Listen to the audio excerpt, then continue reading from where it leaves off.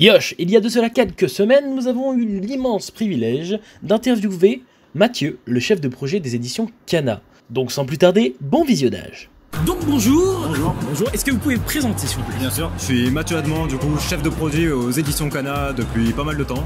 Et donc là je suis en charge pour la Japan Expo d'être libraire, de vendre et je fais un peu toute la logistique autour du stand.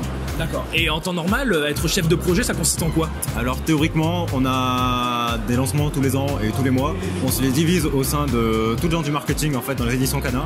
Et typiquement moi si je suis en charge de Hunter x Hunter, je vais être en charge de toute la promotion d'Hunter x Hunter.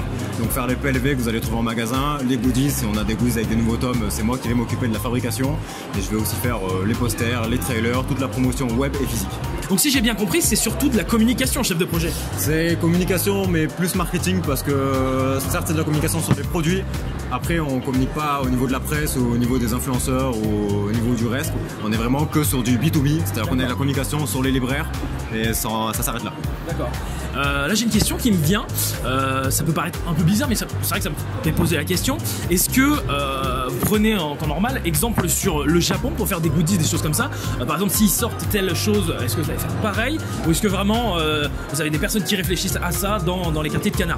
Non, on a des personnes qui réfléchissent à ça, par contre le Japon sert toujours d'inspiration parce que comme nous devons faire valider en fait tout ce que nous faisons par les japonais, c'est déjà toujours plus simple en fait de faire valider quelque chose qu'eux-mêmes ont déjà fait parce qu'au moins ils peuvent comprendre la logique derrière et pourquoi il faut le faire.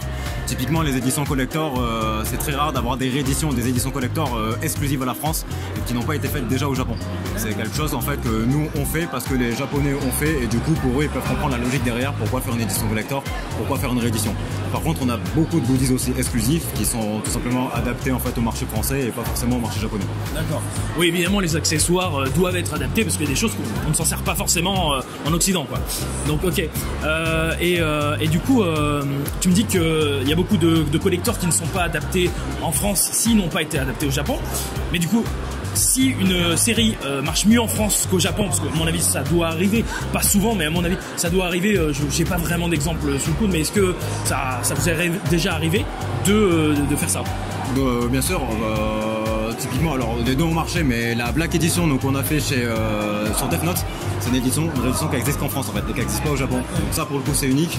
Après au niveau des mangas qui marchent mieux en France qu'au Japon, il y en a un paquet.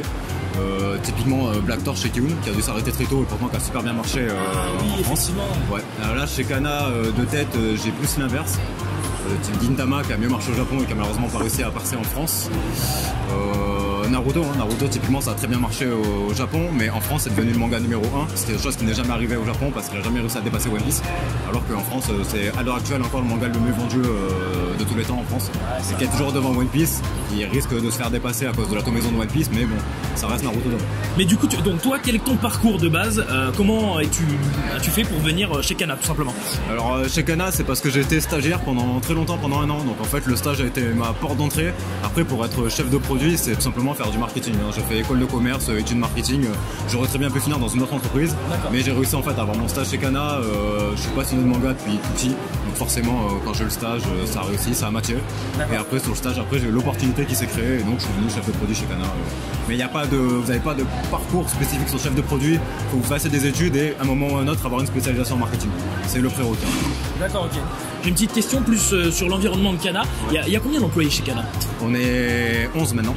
Donc c'est une petite équipe, à savoir qu'en fait Kana appartient à une grande boîte qui s'appelle Media Participation et qui du coup a Dargo, Lombard, Dupuis dans la BD, et Kana c'est la boîte manga en fait, de la grosse boîte. D'accord, ok. Voilà.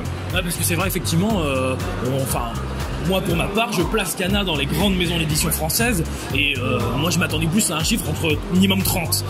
Donc c'est vrai, et donc en termes de marketing tout ça, tu es seul, parce que étant donné que tu es chef de projet, ça veut dire que tu as une équipe? Alors en fait chef de produit on est que deux, en marketing chez Kana et moi je suis le N-1. Donc le N-1 c'est à dire qu'en fait sur les deux équipes de marketing c'est l'autre personne qui est ma supérieure.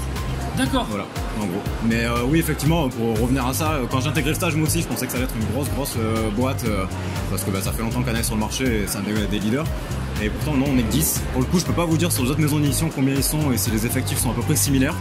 Mais c'est juste que voilà, sur Kana, on est 10 et on est séparés entre Belgique et France, parce que justement, notre grosse boîte derrière est belge à la base. D'accord. Donc en fait, on a la partie éditoriale qui se trouve en Belgique et toute la partie communication, presse et commerciale se trouve en France. D'accord, ok. Et du coup, c'est un choix de rester. Alors, je sais pas si tu es au courant, mais est-ce que c'est un choix de rester à une équipe plus petite, ou est-ce que c'est une question de financier? Parce que vu que c'est attaché à un gros groupe, je me dis, il y a peut-être des possibilités d'embauche, ou sinon c'est peut-être parce que vous en sortez très bien à 11. Je pense que c'est un peu des deux. Bah forcément, il y a une question financière, on peut pas embaucher non plus à tout va, mais après, pour le moment, tout fonctionne à 10. Là, pour le coup, moi j'ai été embauché parce qu'il y a eu des mouvements au sein de la grosse entreprise justement. Et il fonctionnait très bien à 10, maintenant ça va fonctionner très bien à 11, donc a priori je pense que c'est un choix aussi. C'est financier, mais c'est aussi un choix. Tant que ça roule, il n'y a pas de raison d'embaucher. À partir du moment où justement on arrivera à plus tenir la route, parce que forcément le manga ça commence à monter en France, donc il va peut-être avoir besoin de beaucoup plus de monde. Là à ce moment-là on embauchera, mais pour le moment tout roule à 11. Est-ce que tu peux donner un avis sur par exemple les futurs mangas à éditer, ou des suggestions, des choses comme ça chez Kana, ou pas du tout? C'est pas ton rôle? Alors pour le moment c'est pas mon rôle du tout, parce qu'en fait au niveau de l'éditorial c'est l'équipe édito qui s'en charge et qui après en fait présente à toute l'équipe commerciale notre planning. Là typiquement notre planning 2020 nous sera présenté dans quelques mois.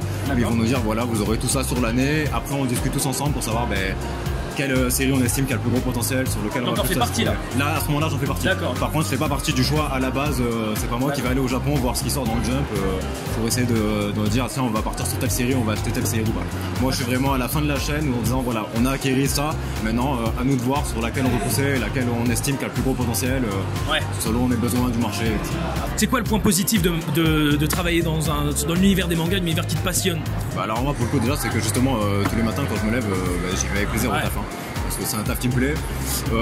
J'ai réussi aussi à être dans le domaine qui me plaît, parce que j'ai voulu faire du marketing, c'était ce que je voulais faire quand je suis arrivé en école de commerce. Donc là pour le coup, moi gros coup de chance, j'ai réussi à combler et la passion personnelle et la passion professionnelle entre guillemets, parce que je suis quand même pas né non plus avec un livre de marketing dans les mains.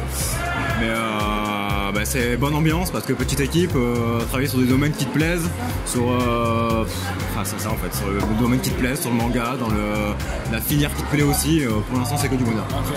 Écoute, merci beaucoup en tout cas d'avoir répondu à mes questions et merci à vous. Peut-être à plus tard. Merci beaucoup.